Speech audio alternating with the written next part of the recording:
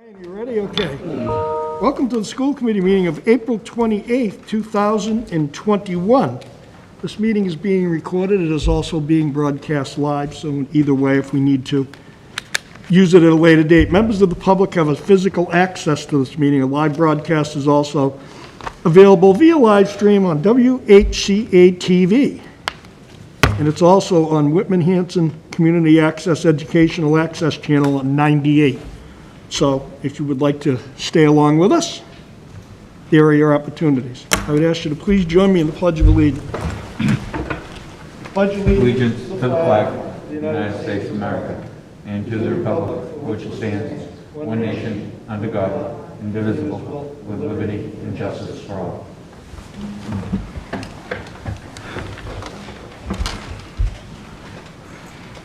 Please join me in a moment of silence.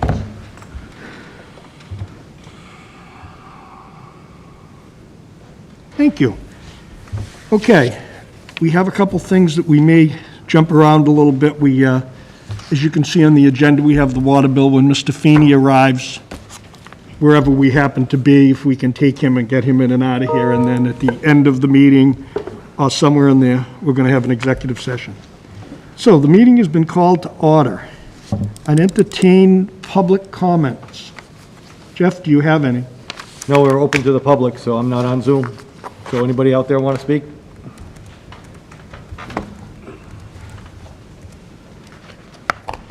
Seeing none, we'll move on. Approval of minutes, and entertain a motion to approve the minutes of April 7th, 2021. So moved. Second. Discussion? I have something. Go ahead. So I don't know if this should be added or if it could be added, but specifically where the executive session, the topic of the executive session, so I did not participate in that, and it's not noted in the minutes that I left. I don't know if I can be. Okay, so I guess my question is, if someone were looking at this, it might look like I actually participated in that conversation, and I didn't. So I don't know how, right? Do we approve the executive session minutes after? So we want to amend it, Okay, okay, yep, to say that you were not here, yep, Michelle, or that you did not participate. yeah. Because the only way that, I guess my question is, the only way that the public would know that is if they saw the executive session minutes. So could we amend these Yes. for that? Making a motion to amend it. Yeah, and you weren't in it either. Somebody want to second it? Second. The motion is to amend the minutes on page 2 to say that myself and Mr. Hayes left the executive session. We weren't here talking about that. Okay. We have, so everybody understands that? Fred? I don't know if it would be to amend or to add the sentence, a clarifying sentence. Yeah, that's amending, right? Yeah, it is. Yeah. You know, to add a clarifying sentence that, but that would be in the minutes of the executive session. Right, but my issue is that those minutes aren't public yet, and I don't want it to appear that I participated in this discussion when I did not.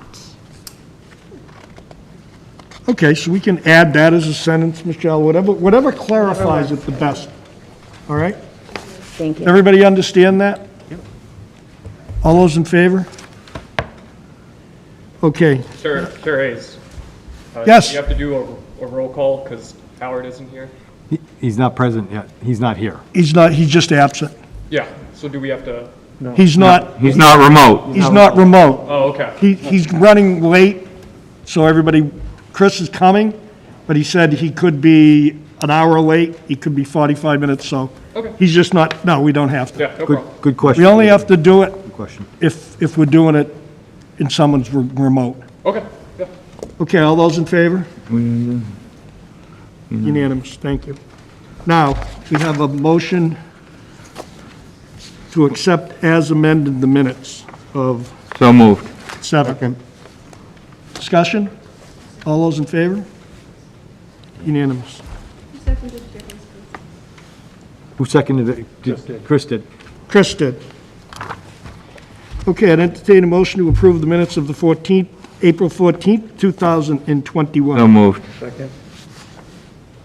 Discussion? All those in favor? Unanimous. Thank you. Superintendent's report? Thank you. So I think I have a relatively brief COVID update. Things are progressing well in the district. As you know, all our students returned back on April 5th. Yesterday, the commissioner, DESE Commissioner Jeff Riley, said that all high school students had to report by May 17th. For us, that would have been, if we didn't make that move, our seniors would have had 6 or 7 days. But they've been in school. The commissioner had said today was the day middle schools were supposed to report. We've been in since April 5th, and things have gone pretty well. One thing that's new, which I will message the community about tomorrow, is contact tracing. I will read what was updated yesterday. The following update to the quarantine guidance for close contacts was posted by the Department of Elementary and Secondary Education and approved by the Executive Office of Health and Human Services after consultation with the Governor's Medical Advisory Board on COVID-19 and other medical advisors. The updated guidance is effective immediately. Close contacts who are exposed to COVID-19 positive individuals in the classroom and or on the bus, both individuals, and if both individuals were masked, do not have to quarantine unless they were within 3 feet of distance of the COVID-19 positive individual for a total of 15 minutes during a 24-hour period. This does not apply if someone was identified as a close contact outside the classroom or bus, e.g. in sports, extracurriculars, lunch, etc., or if masks were not worn by both persons at the time of exposure. All other close contacts must follow the standard protocol when the close contact may return to school. This new guidance will drastically decrease the amount of quarantines in our district. All our students are 3 feet apart. I don't think we have anywhere in the district, unless students are walking together in a hallway for an extended period of time, masked under 3 feet. So this new guidance will drastically cut down quarantines, K-12 in our district, especially at the high school. This doesn't include athletics, for our lacrosse programs, for our softball, baseball that are out there, or for kids that are close contacted through contact tracing through DPH. I know Dr. Jones had one student today test positive, and DPH actually notified us of close contacts who were with them over the weekend. So that's how it's rolling out. This will help us keep kids in school. It's something we thought they reduced the close contacts from 6 feet to 3 feet. They did one better as far as just saying even 3 to 6 feet, you're not quarantining. So that will go out to parents and families tomorrow. It will be family's choice whether or not they choose to quarantine their child. They will have to make a decision. Lisa Tobin, Nurse Baker might call Mrs. So-and-so, say your daughter was exposed to a student within 3 to 6 feet. You do not have to quarantine, but you may choose to get your child tested X, Y, and Z. Our policy, or our directive from DESE, is to notify families. So it's not that if they're exposed or within 3 to 6 feet, we will call families to let them know that their child was in a close proximity, but now they don't have to close contact. So that's one piece of information on COVID. The other piece, I think, is pretty awesome news. About 3 weeks ago, DESE told us that there's an abundance of PPE that they were giving away from FEMA, MEMA, somewhere along the way, and all we had to do was call up and apply for it. Well, Jan Herstack out of operations called up, and we received notice on Monday we're getting 8 pallets of PPE delivered, or we have to go pick it up, but they're going to pay us to pick it up. So we have 8 pallets of masks, hand sanitizer, gowns, stethoscopes, you name it, we're getting it. So we should be in a good spot. We just have to find a place to store it. We should be in a good spot for next September, and it's free, and it's medical approved. So it's a good thing. So that's all I have for COVID right now. And I just wanted to shout out to Jan, because that was just something we heard about. She took it upon herself. We said, hey, look at this, see what you can get. And if you know Jan, she did a great job of getting it for us. So thank you, Jan, in operations. That's what I have for COVID. Any questions on COVID? I've got Dr. Jones to talk a little bit. He's got a little COVID piece because it involves MCAS and how we have to administer MCAS at the high school. He's going to talk about MCAS and winter school as part of his high school update. Thanks. I just wanted to give an update on the MCAS test coming up. As you may I've noted, we had to test all sophomores and juniors because we missed the juniors as sophomores last year. The state gave a type of waiver on that. They said that we could do away with the MCAS for the juniors, but the juniors could opt in to take the MCAS to be eligible for the Abigail Adams and the Koplik Scholarship. So as you can imagine, some juniors opted in to take that test. And what that did is it pushed us over the number of students we're able to test given the proctors that we have available in the building and run the building at the same time. So for those 4 days that we're running the test, we're going to run a reverse half-day schedule. So just in case you hear what we're doing, the buses will run at the normal time. They have to. They will pick up any students that cannot get a ride in later. They'll run at the regular times. They'll bring the students here. If those students are not taking a test or not taking the MCAS, they'll go to the cafeteria and they can work on schoolwork, things like that for the morning until the first class at 10:15. 10:15 is when, or right before 10:15, is when that MCAS test is scheduled to end. So all the students that are in to take the MCAS, which is all your sophomores, and the number of juniors that have opted in to take it, will then proceed to their classes for the rest of the day. We're doing that for 4 days in an effort to test all those students. We have a total of 354 students we have to test, that we have to distance, obviously, when we test them, put them in different rooms and give them proctors, and then split them out for different accommodations they need and things like that. So all of our sophomores, 288 sophomores, and 66 juniors opted to take the test. Any questions about the reverse half days that we're doing? There are some questions out there still. We've pretty much ironed them all out, but I'll be sending out another communication about the remote students. I still have people that seem a little confused about, well, why isn't the bus coming to get my student later on in the morning? Or are we running buses later on in the morning? How does that work? When do I drop my remote kid off? When do I pick them up? Things like that. So, any other questions? Questions? And Chris, the MCAS dates are what? Did you mention them?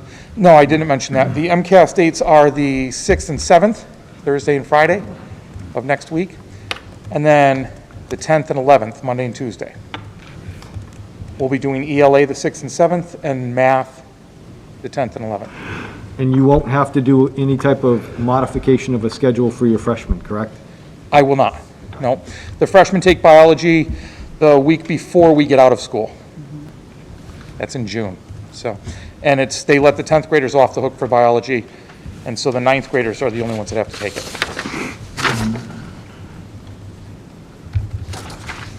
Anyone? Any questions for Chris? Chris, talk about winter school and the success of that program, please.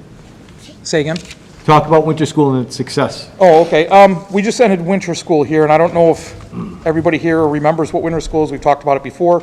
We're proactive with the students that are in jeopardy of not being able to pass for the year by the end of first semester because of their grades. So what winter school is, we basically took summer school, moved it into the winter to be proactive so that they don't necessarily have to go to summer school. And it gives the kids hope of passing for the course or passing for the year, keeps the integrity of the grade, and gives them the skills and concepts to be successful in the second semester as they move forward. We just finished that. I'm happy to report that we had a 76% pass rate or success rate. So 40 out of the 52 students that signed up for winter school passed winter school and now have moved on with passing grades. The important part being that a decent number of them were seniors at risk, that were at risk of graduating. So they took advantage of winter school and now they're on track to graduate. Questions? Chris, you may have explained this before, but I honestly forget how it's structured. How winter school is structured? Yeah, So what happens is a student has a grade that has put them in jeopardy of being able to pass for the year. right. With working with their guidance counselor, we put out letters. They're invited to join winter school. We have a couple winter school coordinators. The coordinator meets with the student, meets with the teacher that the student's failing, finds out the things they need, the core, just the very essential pieces to have concepts to move forward and be successful in the second semester for that course. They then get that assigned through the coordinator in Edgenuity, the online learning platform. And then they have to complete 100% of that at a passing grade to get their grade moved to a 60, which is the lowest possible passing grade for the first semester. Thank you. Yep. There is a minimal cost. It's $60. Students have to pay $60. That just covers the cost of the coordinators. with that cost, if I am not successful in 2 classes, that 60 covers it, or is it 120? No, just, it's a flat rate of $60, but what, we had 2 exceptions this year where students took more than 1 course. We encourage them to take 1 course, just because what we find is if they take 2, they split their focus, and then they don't pass either one. So we give them the 1 and say, look, bang out this 1, you finish this 1, we'll talk about a second one, and that happened with 2 students this year where they finished 2. Anyone else? Do you have an update on graduation at all? I do not. Okay. We're holding graduation June 4th at the field where we were going to hold it last year. The rain date is the 5th. Both are at 6 p.m., so as not to confuse anybody or anything like that. With just the updated regulations that came out, we're still sitting at 6 feet apart in the crowd area. Students can sit 3 feet apart. Families can sit closer, immediate families. What we're going to be doing is offering 4 tickets per family. I know there have been some issues with some larger families, so we're going to put out enough chairs for everybody that's graduating and 4 tickets, and then faculty. And then after that, if you don't get a ticket, you can come because it's an outside event. You have to stay socially distant, but you're in standing room only. So if you bring chairs for the field or anything like that, you're more than welcome to use that as long as you're socially distant. One of the things with that is everybody's going to have to sign in. We're going to have to be able to contact trace people where they're at. So it's not going to be a free-for-all. The guidance that came out this afternoon was pretty specific around how many people can go and people regulating the gates and making sure that we can contact trace in case, somebody is COVID positive. It also defines, not to come if you have a temperature and all of that stuff. So I acknowledge, and I'm really happy that Chris is going to try to hold graduation outdoors. I think it's going to be a great event. It's not going to look traditional. Kids might not be able to receive their diploma and shake hands. They might be able to remove the tassel up front. Kids are going to have to stay masked according to the new guidance, except in an area for photography. And they want to keep it brief, so I know that's going to burst Chris's bubble. So it's going to have to be, they really want it to be short. It's not going to be a lot of singing. They are allowing singing outdoors, but you're going to have to be 10 feet away from each other, so I don't know if that's going to work for us. They're going to work out the logistics, but I want to applaud Chris for the senior class for trying to give them as much normalcy towards the end of their senior year as possible. He and his staff, the advisors, his administrative team have worked diligently to give them something as an accolade to leave Whitman Hanson. So I think it's going to be a good event. Just let's hope it doesn't rain on Friday. Sure. Chair, Question. Dawn? Thanks. I did read that guidance too, and it's quite a few pages, so Yep. thank you so much for everything you're doing. Question that I've gotten already on the tickets. I believe I read that they'll need to be electronic. Have you gotten to that point yet, or No, do you know? We whether haven't they'll be- decided on electronic or anything like that, because typically what happens is the tickets go to the student hands the tickets to the family, Right. and then the family can come in and drop them off. We really don't even have to touch the ticket when they come in, as long as they drop them off in Okay. front of somebody, like come in, throw the ticket in the box, and they can Okay. move forward. So you're thinking that it'll just still be a paper ticket that'll go to the students, and that's how families will get the ticket? That's where we are right now. We haven't really talked about any system that we could use for electronic scanning or anything like that. Right. Okay. Thank you. Anyone else? Thanks, Chris. Thank you, everybody. Thank you. So as we prepare for my end of the year evaluation, I just want to give you a relatively brief update on my goals. You have a published copy or a printed copy here I'm going to read through, but Michelle is developing a Google Drive document that you will have items of evidence that you can go into prior to you writing my evaluation, things that support this. There's a lot of paper that I just didn't want to run off for you folks, so use it electronically. If you want a paper copy prior to the eval, Michelle and I will be very happy to provide one for you. Just letting you know, some of these goals are going to be evolving over the next year or two. Like the Whitman Middle project is a 5-year piece that I'll keep as my goals, but it won't be one of the 4 defined goals as we go. And some of these other pieces will continue next year because we are gathering data this year. The goal is to gather some data and use it for next year. So goal number 1, was effectively guide the Mass School Building Authority, MSBA project through the feasibility study and secure funding for new Whitman Middle School. Progress is approved for eligibility December 19, through the statement of interest, formed the WMS Building Committee, which met periodically through 2020-2021 school year, submitted all documents needed to complete eligibility phase, met with the MSBA board April 14th, 2021, and we were invited into feasibility. I'll continue to work with the building committee to ensure all protocols are followed and deadlines are met, and we did secure the funding for that feasibility project last year. Goal number 2, implement interim assessments in grades K to 8 3 times during the school year in both English, language arts, and mathematics, utilizing iReady and interreading, the interreading program for grades K to 5, and the IXL diagnostic program for, for the typo, for grades 6 through 8. Assessments were given in the fall and winter. Data was presented to this committee. Data is being used currently by building principals, the elementary curriculum director, teacher leaders, and teachers to modify and drive their current instruction. We are in the process of administering the spring assessment. When completed, the data will be used to assess areas where students are in where they are in their learning for the grade they're in. Teachers have the ability in math this year and in both ELA and math next year to monitor progress, identify weakness areas, and further the growth of students. Students with weakness areas will be invited to participate in work throughout the summer to address areas of need. As we look to the future, the interventionists will be vital in this work to set baseline parameters, identify cohort groups, and provide support staff and students along with the RTI, or Response to Intervention tiered system of support. The ultimate goal is to help students remediate weakness areas within the context of the classroom through varying levels of assistance before special education referral is needed. So we are progressing well with that, and we'll see where we are throughout the summer.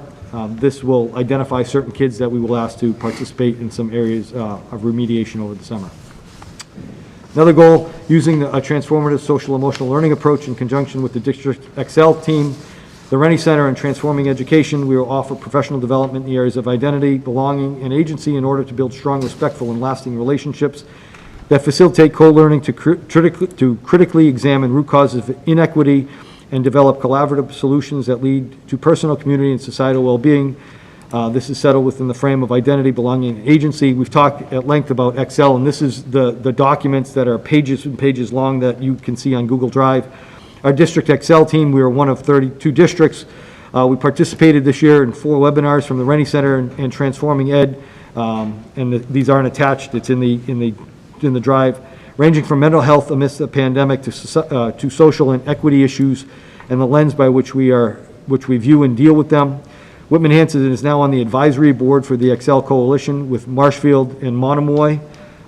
We are part of the 11-member district team, and the focus was on COVID social emotional health this year for students and staff. The Excel team met 5 times and established the New You Matter initiative from January to June that was focused on self-care, and that's in the document itself.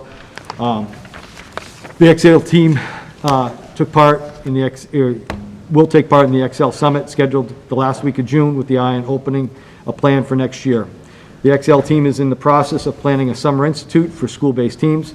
A little bit about the institute. The Excel Summer Institute is designed to help school-based teams, up to 5 people, using their learning from the past year to create a targeted action for the first 3 months of the 21-22 school year. Again, this goal is going into next year, all focused on building, caring, affirming, and empowering school communities. The Institute will be structured as 3 half-day sessions on consecutive days with a combination of workshops and action planning work time sessions. Our team will be part of that. In addition, the additional support in the fall, Excel coaches will meet with teams 1 to 2 times to check in with progress and help teams troubleshoot. Late next year of 2021, all participating schools will come together for a full follow-up session to share strategy and successes.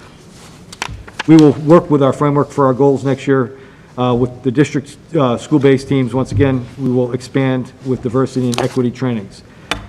Another piece of that goal, so that's our Excel, a lot of social emotional support for teachers and students.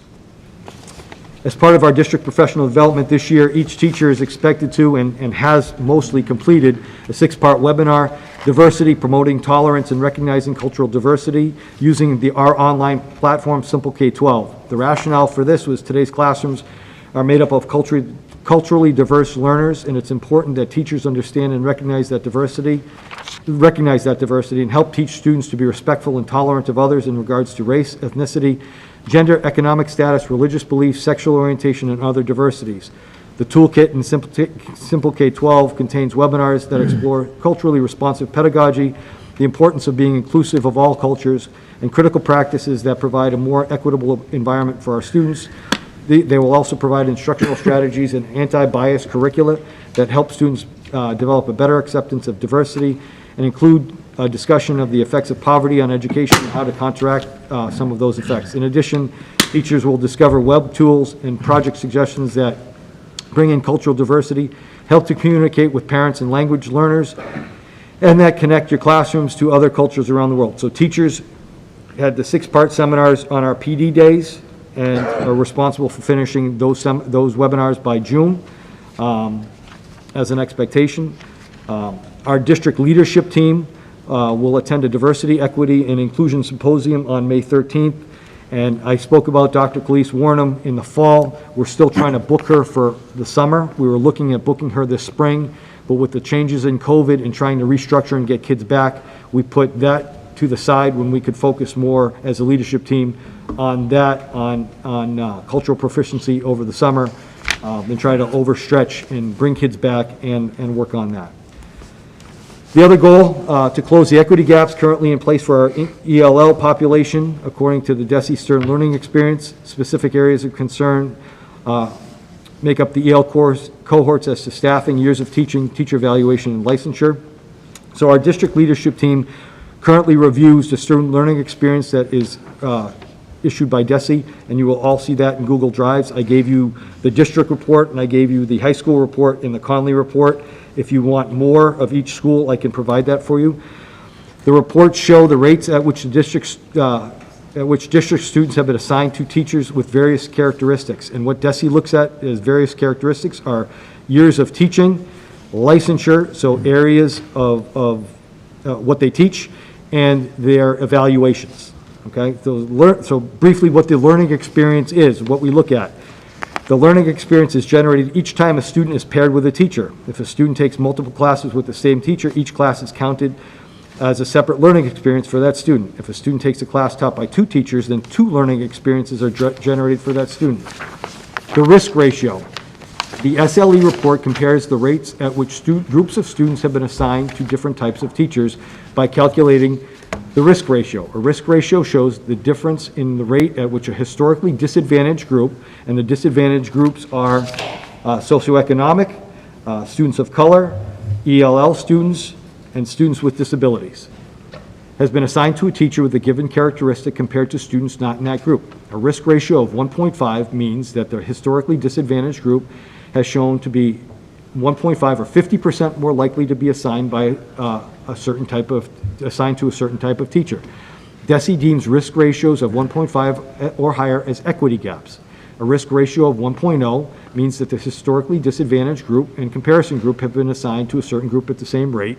And a risk ratio of 0.5 means that a historically disadvantaged group has shown to be 0.5 times less likely to be assigned to a certain type of teacher. When we reviewed these reports last year and this year, our goal is to place students with, or disadvantaged students, with teachers that have 3 or more years of experience, licensed in their field, and have proficient evaluations. We got knocked a couple years ago when we looked at it, is if we have a small subgroup, our ELLs, and we place them with a new teacher. And if that subgroup is an ELL who's also a student with disabilities, we get knocked. So that teacher, and this is good data and not so good data, because we could have an all-star teacher in their 3rd year, but they are not seen by DESE as, they're still seen as a teacher that you might not want to place a student who's from one of these disadvantaged groups with. So we made some adjustments, and this data used this year, again, working with the principals to look at our disadvantaged groups, we are going to try to assign those students across the board so that we don't have those little pockets. But for instance, I'll give you an example here at the high school. Mark Main retired last year. Dylan O'Neill, first-year teacher, took over a specialized program. Dylan's a second-year teacher. All of those students are in a subgroup. The high school is going to get knocked because he has 6 students in his classroom, and he doesn't fit one of these categories. But he's the only teacher who teaches the specialized special education program. So as we report on it, what we've tried to look at is where our ELL students go, where our economically disadvantaged go, where our students of color go, and where our special education students go, so we don't pocket them with a teacher who's new and who is underperforming, or a teacher who is teaching out of license. I did bring up the out of license for the high school chemistry teacher. We have a teacher now that's teaching out of license. That was the need to get that new position next year in chemistry to make sure we don't have any students in the subgroup. So that's that goal. And that, again, is an ongoing piece for next year to see where we place our students, and we'll see the data in the SLE report next fall. The last goal is to implement through evaluation our technology infrastructure with a sustainable plan for WHRSD to become a one-to-one Chromebook school district, which will also allow the district to fully transition to Google Essentials and its educational benefit. We're getting close there.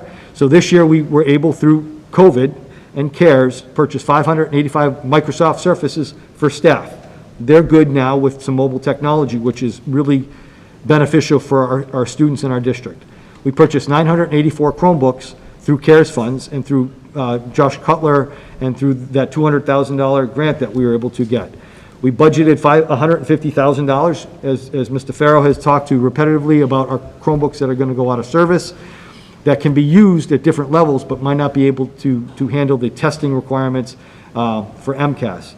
Fred's going to talk a little bit later about some grant funding, so I'm not going to talk about it publicly here.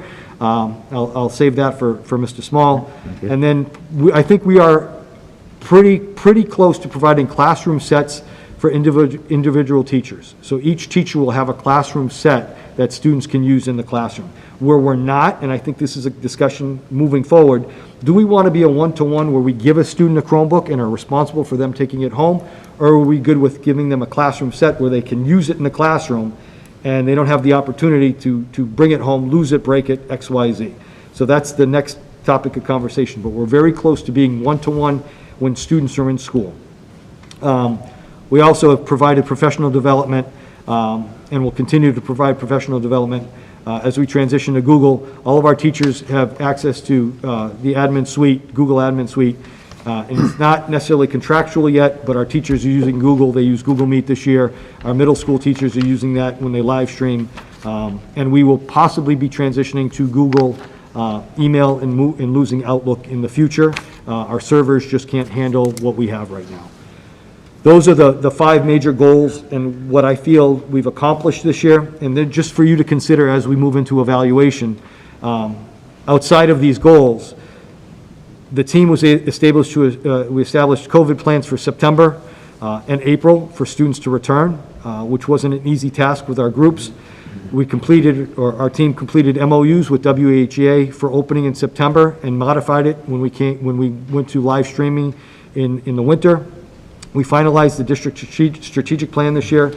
We revised the capital plan and matrices for the facilities subcommittee and for this committee. We modified the annual town report to include more specifics. I engaged in contract negotiations with WHEA. Hopefully we're near completion with that, with Unit A. I appointed a business director of finance, director of business and finance, and 2 new principals this year. We redesigned and restructured our technology and facilities departments as to one operations team to work more collaboratively, and it has increased efficiency and effectiveness. And so far, we've adopted a level service budget plus plan that hopefully will be adopted by the 2 communities at their town meetings. I have backup data. Again, I didn't want to overload you with paper, but on the Google Drive, which Michelle will send out, has information on all of these. If you want to dig into the SEL component, it's 100 pages plus of an outline of an overview of what we do, a curriculum that we can use. The student learning experiences are there for 1 and 3 years for those 3 buildings that I mentioned. If you want more data as you write my evaluation, I can provide that. And I'll be plugging more things in, like communications with the public, communications with parents, as prior to June 15th. So, any questions? Questions, anyone? Chris? Jeff, can you, John, the- and this may be inside the information that you're talking about on Google, but could you just kind of give me an example of once the staff, they attend the workshops, Yep. and then there's webinars and things like that. How is it actually implemented? So as we go at the end of this year, I think we're going to collect the data to see how we use it for next year. I think because different people are looking at the webinars at different times. Yep. We want to look at the overview, building-specific, district-specific, what were the takeaways, and how we can use them to address those areas of what they've learned. So that'll roll out in the summer, that'll roll out in PLCs in the fall. So I want to see where they're at to get that done, and then we'll implement what they've learned next year, kind of like a classroom. Student learns information and puts it into effect. Yep. Thank you. Dawn? Sure, getting back to the Whitman Middle School goal for feasibility, so glad to hear we made it through.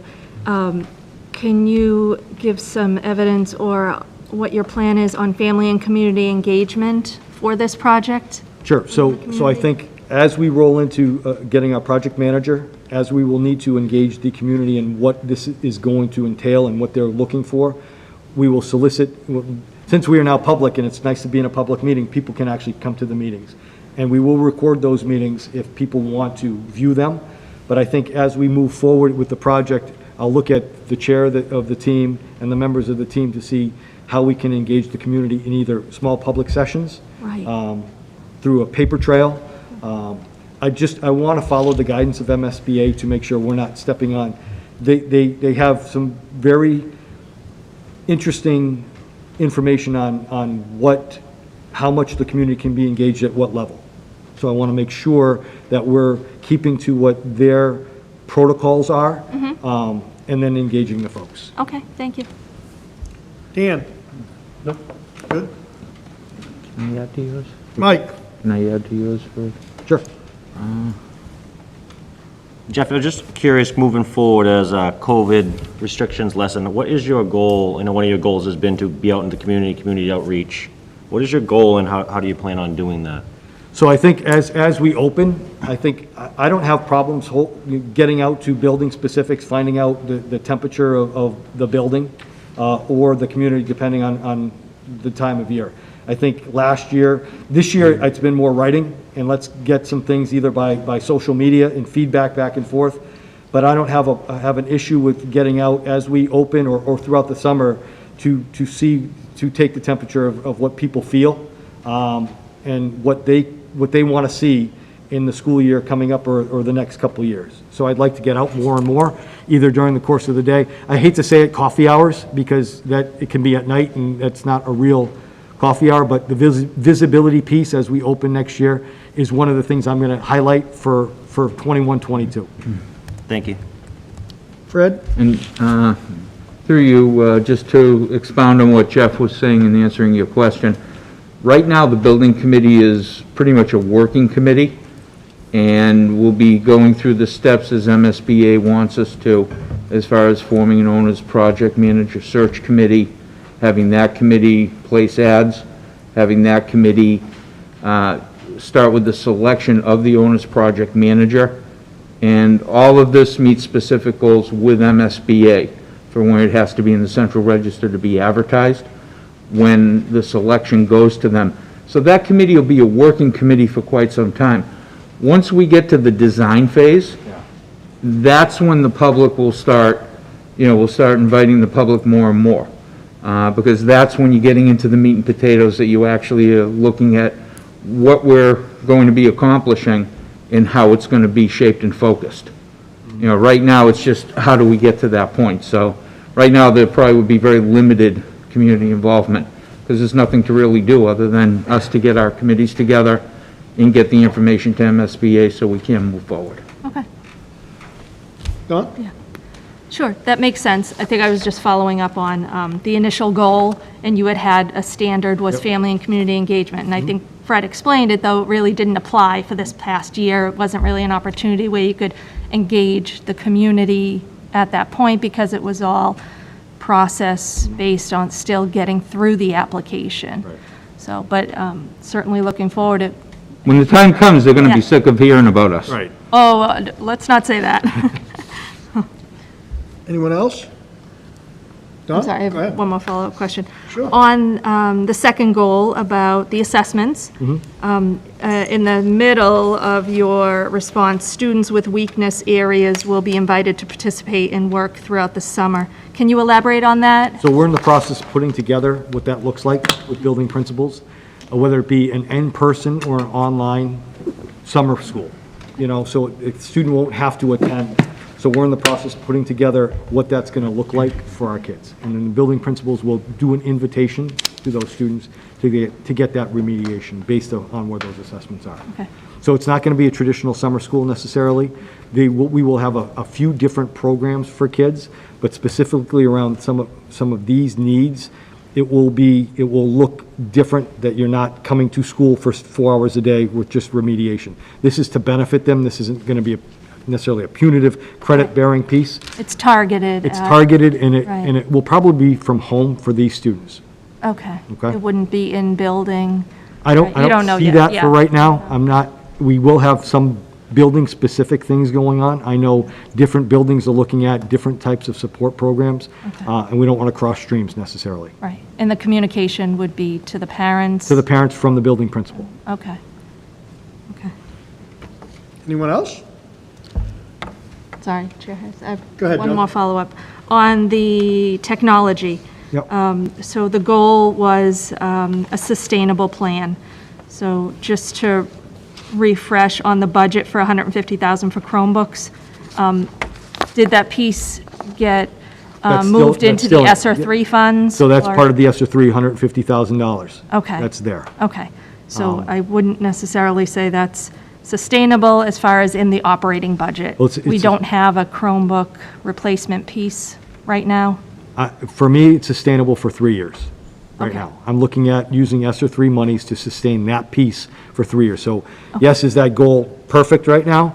Okay. But I look at the infrastructure piece, and that's going to rely on how we keep the infrastructure the way we have it based on that report that was given to you a couple weeks ago. Okay, So at least for this year, it's sustainable. And then again, where we're at in 2 years to see what we're going to need for replacement or how we're going to utilize those books. okay.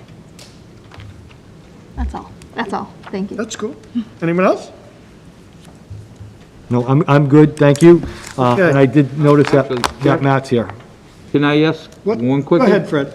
ESSER 2, we still have, what, 300 and some odd $1,000 balance as of the last report that we received? ESSER 2, I think I have 242,000. ESSER 2, I think.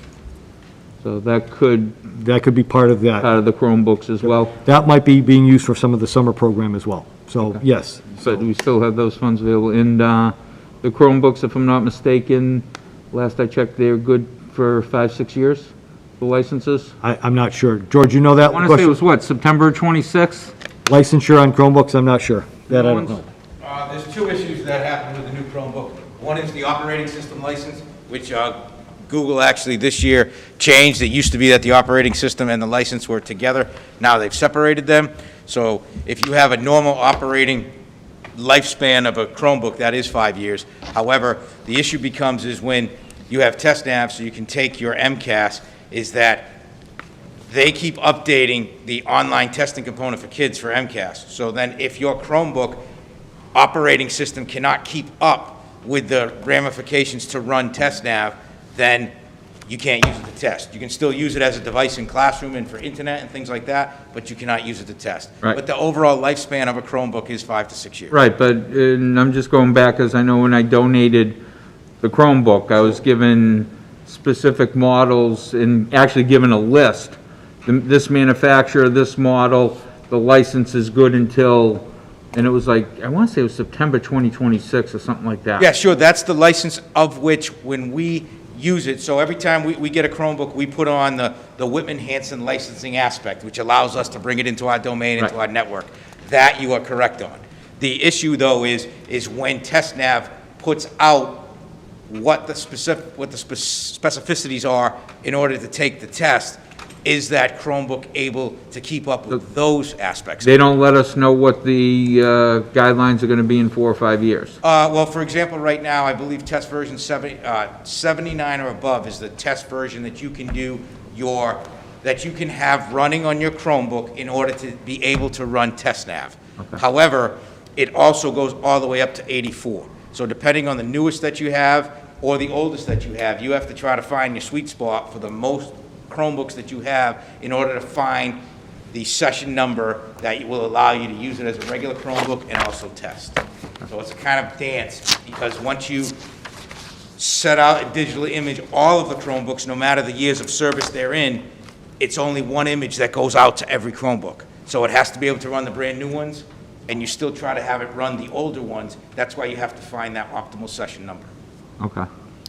In the tandem on Mr. Small, mine was June 2026, and when I donated in December, obviously not far away, but I often, and I think I might have said this before, I often compare it to the iPads I'm so used to using for the presidential libraries. They have a certificate for, as they call it, pretty much licensed as long as software, and they sort of sunset it at a certain date, and I've found that the hard way on certain holiday weekends when it's gone at 5 p.m. and I'm still at work. But anyways, so be that. It is that same similar thing, but then when you start to put the aspect of other softwares, they're just going to be independent of where they are anyways. They're just going to set their own levels and their own dates. I'm good. Everybody? Okay. Matt's Mr. here. Did Mr. Feeney have a specific time? He's here. Okay, right now.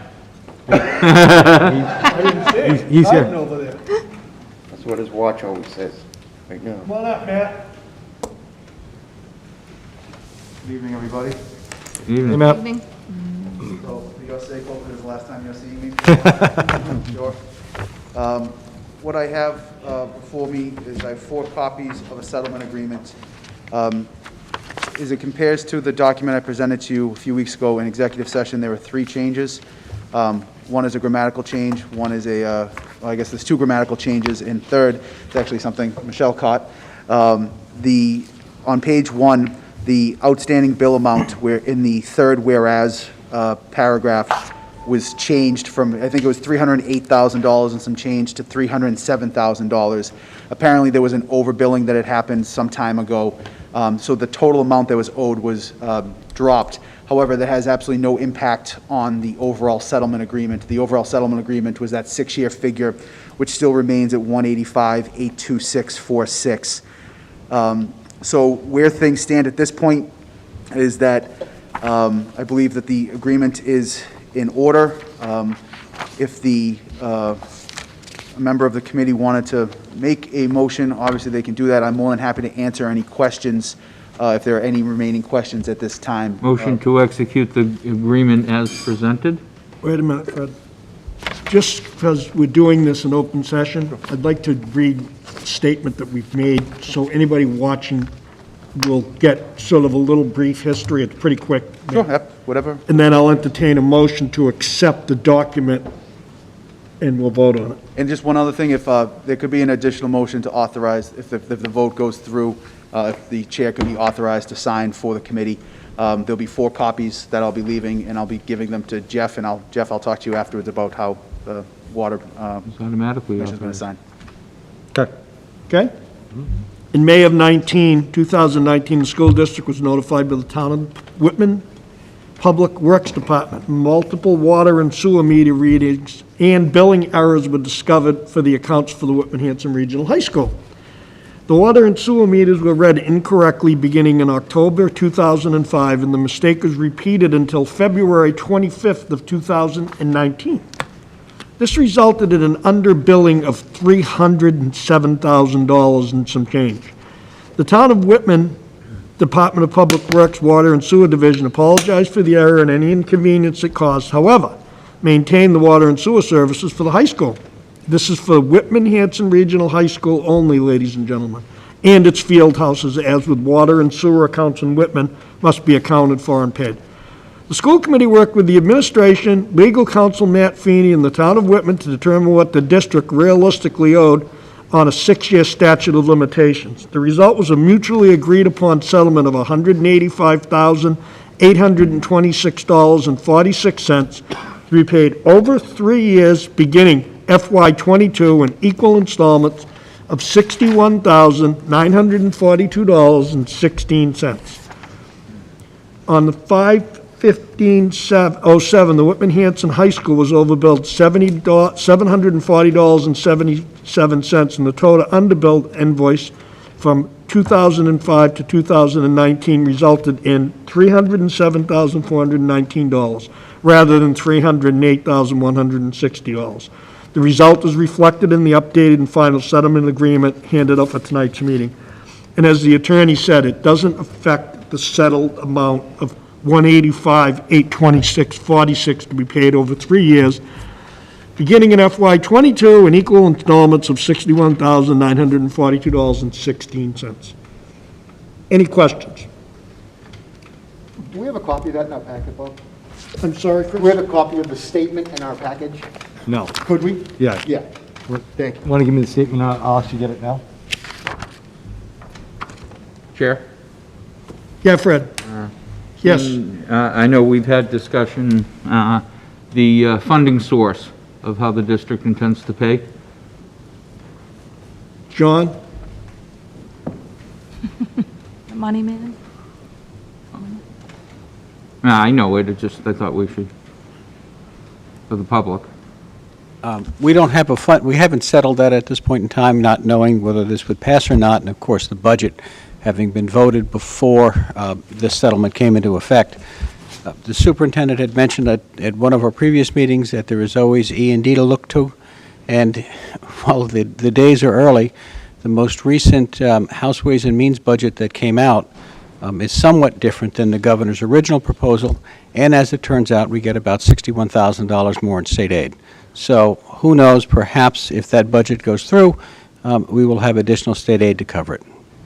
Okay, if not, because it was my interpretation that we would otherwise be relying on E&D, that would not be going within our assessment at this time, to the town. There's no intention to modify the budget, at least that I've heard of, and send new assessments out to the towns. Fred? You good? Yeah, I just want to make sure, because it's my understanding that we're going to be looking at E&D as a source. Okay, so back to Mr. Feeney while Jeff's making copies of the statement I just read you that we made up. I'd entertain a motion to accept this agreement as supplied by Mr. Feeney, and as you just briefly heard me read a summary of. So moved. Second. Discussion. I know there has been several discussions over this for quite some time, that's why probably you have none now, but nothing? All those in favor? Unanimous. Thank you. Thank you, sir. Thank you.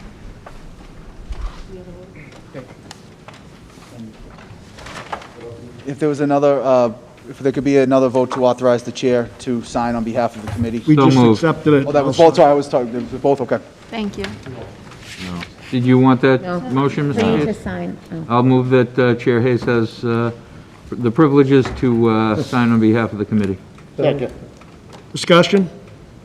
All those in favor? Unanimous. Okay. Thank you, Matt. You have it, Matt, and you need it, I'll do it right now. Policy subcommittee reports. Policy subcommittee. Thank you, Chair. Don?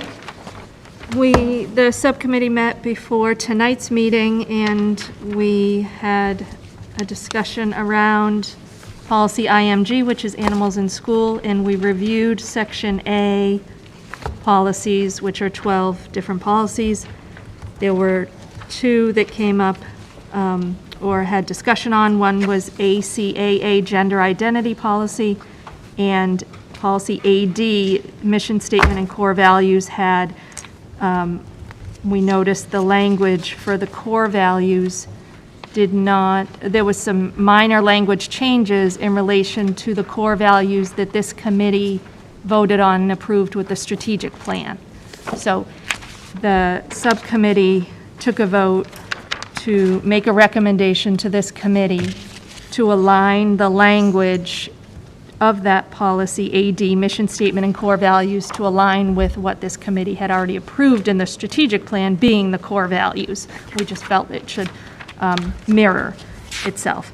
And for more information on the animals in school and gender identity, turn it over to Superintendent. So, thank you, Matt. Appreciate your help. Thanks, Matt. Thank you. Good night, everyone. Night.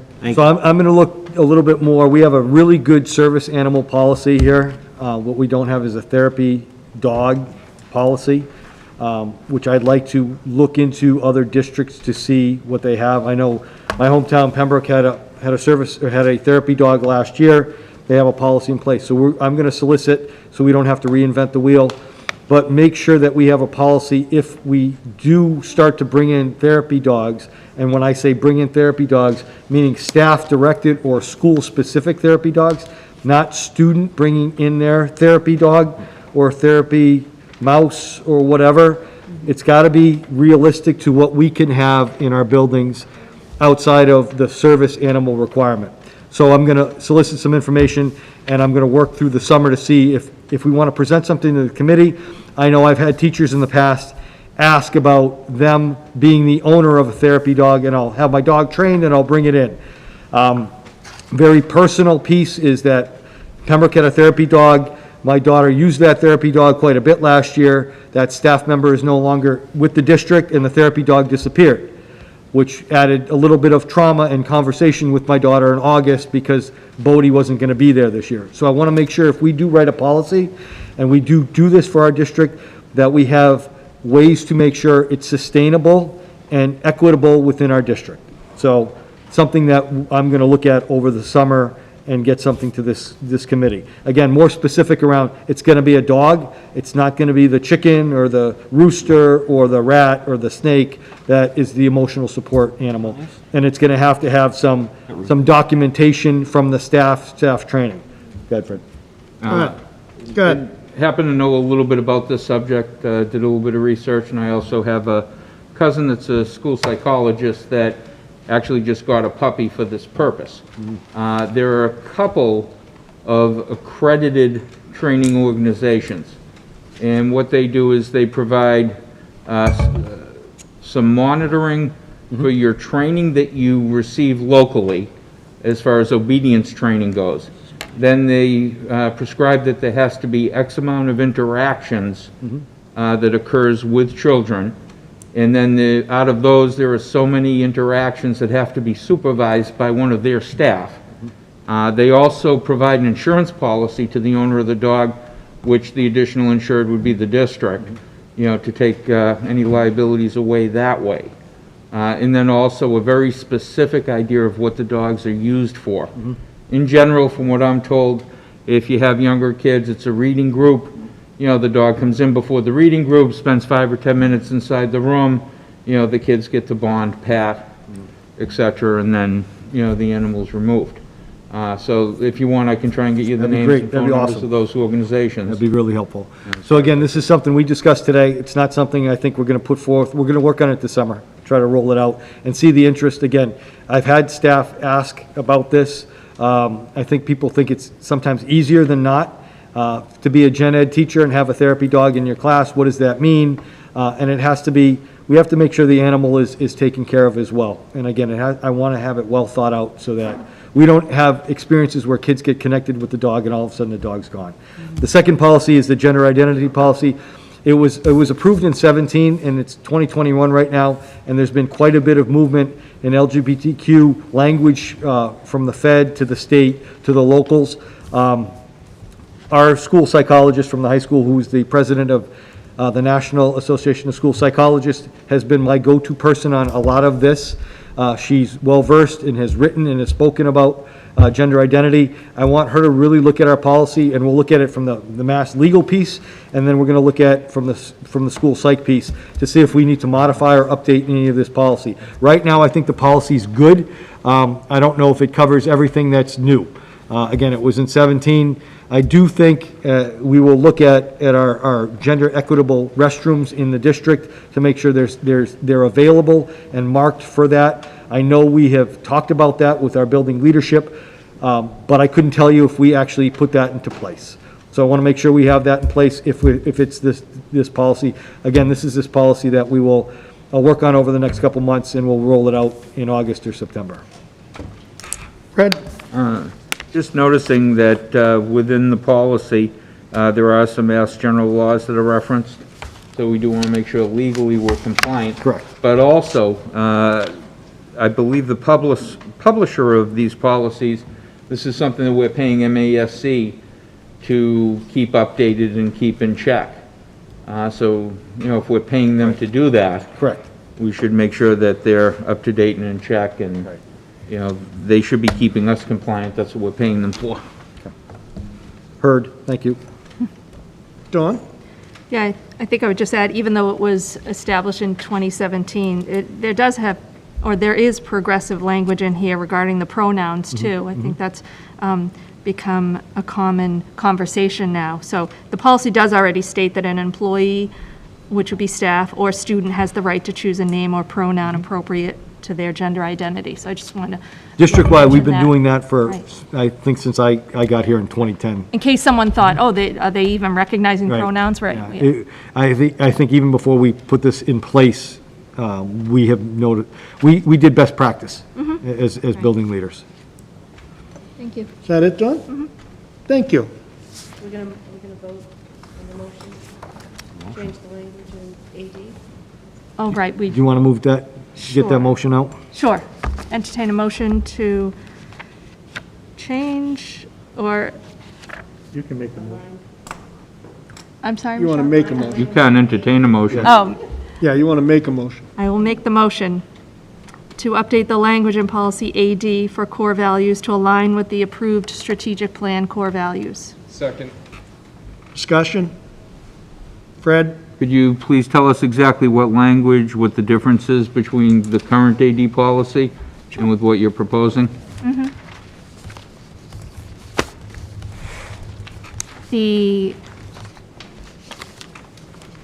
So you want me to go by okay, so the current policy for core values says set high academic standards that provide an opportunity for each student to reach his or her full potential. Our strategic plan says set high standards that provide an opportunity for each student to achieve personal success.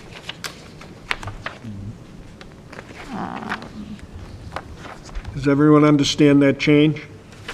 Just that phrase. Yeah, it's language. Can I can I ask Go a ahead. question? So the current one says, I just wrote it down, so I just want to make sure I have it. Set high academic standards and provide opportunity for students to reach his or her potential? Is that what the current policy says? That's what Yes. is in policy right now. Okay, and then you want to change it to personal success, right? Is that the wording, sort of? So- Well, I'm reading what we approved in the strategic plan. Yeah, I just don't have it in front of me, so I'm just I don't know what clarifying. you're reading. The strategic plan says set high standards that provide an opportunity for each student to achieve personal success. Okay, yeah, that's all, I just wanted As to clarify opposed the to language. each his or her full potential. Right. Thank you. You have more, Hillary? Yep, the next line in the policy says embrace personal responsibility and an understanding and respect for others. The strategic plan says models responsible citizenship based on equity, diversity, and inclusion.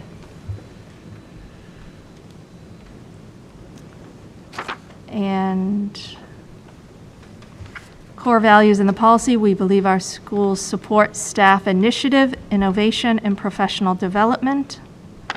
The strategic plan says provide student-centered learning, supports the continual professional growth of staff. So, in my opinion, it gets the same point across, just a little different language. Sorry. Chris? I'd feel more comfortable if we were to change something. I don't think it's that much of a change, but I'd like to have us, as the policy subcommittee, bring this to the committee, and then maybe we can talk about it or vote on it next week after we've had time to review it. Okay. That's fine. It's fine. Do you want to withdraw the motion? I'll withdraw my Yeah, motion. I don't think there's any hurry to get this done today. No. It is, the one thing that I mentioned to the policy subcommittee is, we found it odd that our core values are a policy, because every strategic plan, we might modify our policy or our core values. So when we modified our core values, we actually used more diverse language to include all. When these were written 6 years ago, it was different. So, like I said, it's not a big deal that it's in policy, but it is kind of odd that this policy might be adjusted every 2 to 3 years when we do change our core values with this committee. This committee will drive that policy. So we can't forget, and Michelle and I were saying, we can't forget to then change policy if we change core values, or even modify. Mr. Small, then Mr. Boyce. You know, something else to perhaps consider, do we want to just remove the words "and core values" and just have file AD be our mission statement? And then you have your values and your core values in the strategic plan. So I think that's something we could bring back to the policy sub and do it just like Mr. Scriven said. Figure it out and bring it back to the full committee. Yep. Awesome. Okay, Don's withdrawn Thank a you. motion. Mr. Boyce? Yeah, and just going forward, if we can have that just kind of in the one document that what we want, so that we can compare it, and Don, I so appreciate the work, and Chris and Dan, but just so that we can see it, I don't know. I'm not Yeah, saying we make just more met, paper. you know, at 5:30 tonight, so it Yeah, probably, no, it probably is a good idea to that's bring it fine. in print to the Hot off next the meeting. presses, finish that work. Yeah. That's good, I'm glad you found the time and everything. Thank you. All done? All set, Don? Yes. Thank you very much. That's a damn.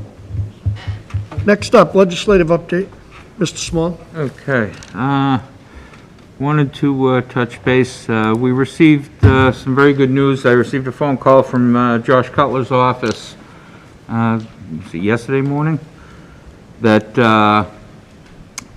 an amendment, Monday night, in the consolidated amendments for the House budget, amendment number 382, was adopted. It was filed, moved by Josh Cutler, and it was also co-signed on by Allison Sullivan. It added the following: provided further that not less than $50,000 be expended for technology improvements at the Whitman Hanson Regional School District. It's an earmark. It's found money for us. We thank them ever so much for thinking of us. There has to be the proverbial still get dusted off and processed down the line, but the consolidated amendments pretty much move right through. The Senate will get it. It'll go through Senate Ways and Means, and then over to the governor's office, Joint Ways and Means, rather, and then to the governor for his signature. Hopefully, the budget moves much quicker this year than it did last year, and we'll see something pretty quick. But it's $50,000 worth of found money to go toward technology specifically, and they say technology improvements, but we've got a lot of technology that needs improving, so we do thank them, and in advance, we'll thank Senator Brady as well. I'm sure he'll do what he can to make sure it goes through quickly. Anything else, Mr. Small? Pretty much it. Anyone have any questions? Mr. Boyce? Just a thank you for reporting that, Fred. I saw, my pleasure. read that earlier, and really appreciate that. I'm I was glad. very excited to see that, you Yeah. know, when it came through. When I got the phone call, I was very excited. 50,000 is 50,000. Got it. Okay, we're going to have an executive session to discuss strategy with respect to collective bargaining or litigation if an open meeting may have a detrimental effect on the bargaining or litigating position of the public body, and I declare it has. WHEA Negotiations Unit A Memorandum of Agreement. When we come out of executive session, hopefully we will be voting on accepting the MOU, and then only other vote I will be taking is to adjourn. Executive session, David? Yes. Motion to go into executive session. Second. David? Mr. Boyce? Yes. Mr. Colity? Yes. Mr. Small? Yes. Mr. Scriven? Yes. Ms. Niffen? Yes? Mr. Hayes? Yes? Yes. Ms. Byers? Yes. Okay. Mr. Oh, Jones. Mr. Jones, I always forget you're hanging out there. Yes. Also, we're going to executive session. I apologize.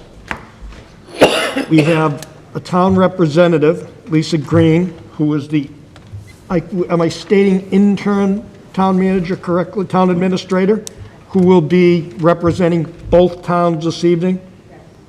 Okay, all right. Mr. Tal?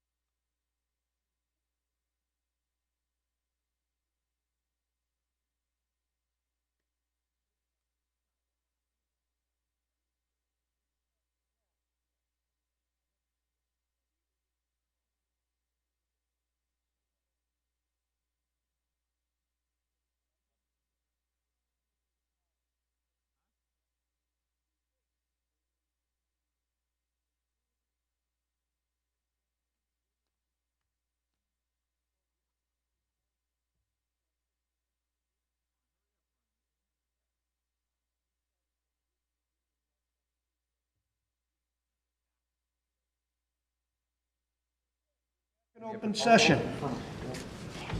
I would entertain a motion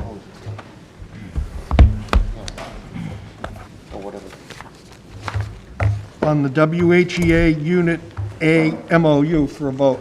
No, contract. Contract, number, Made and seconded, did you get that, Michelle? 'Cause I couldn't figure out which one. Fred made it, I think. Chris Right, I made the motion to approve the Unit A contract as we've negotiated.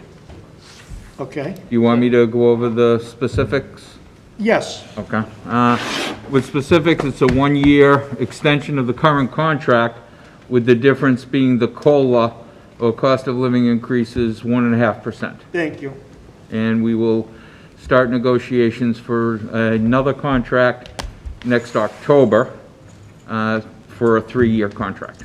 So in essence, this is a one-year extension of a previous contract, Previous contract, with the only exception being the COLA amount has been reduced. cost of living. Cost of living increase to 1.5% So it's a 1.5% increase. increase. Okay, question?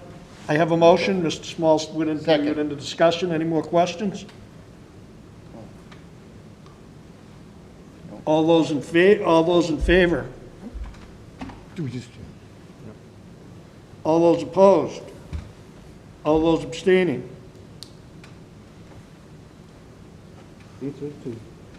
got it? What about Ms. Green? You're good. Okay, and entertain a motion to adjourn. So moved. All those in favor? Unanimous. Thank you, Thank you, everyone. folks. Thank you.